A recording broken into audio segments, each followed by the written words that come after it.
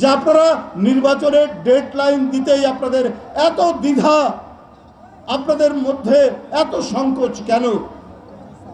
আপনারা, আমার মনে হয় যে আপনার যে গণ আন্দোলন যেটা হলো 5ই আগস্ট যে বিপ্লব, এই বিপ্লবের সাথে আপনাদের তাল মিলিয়ে চলতে পারছেন না। বিপ্লবের স্পিরিট, তার যে চেতনা, সেই চেতনাকে ধারণ করতে পারছেন না। তাই পতিত স্বৈরাচারের অনেক লোককে আপনারা বসিয়ে রেখেছেন, আপনার প্রশাসনে বিভিন্ন জায়গায় বসিয়ে রেখেছেন। তারা তো আপনাকে ব্যর্থ করবেই, আপনার সিন্ডিকেটকে তো ধরতে দেবে না। আপনি আবার কিছু নতুন উপদেষ্টা করেছেন, এইটা উপদেষ্টা করার অধিকার আপনার আছে, কিন্তু আন্দোলন, গণতান্ত্রিক আন্দোলনের অংশীজন যারা, তাদের সাথে তো একটা অভিমত দেওয়ার দরকার ছিল।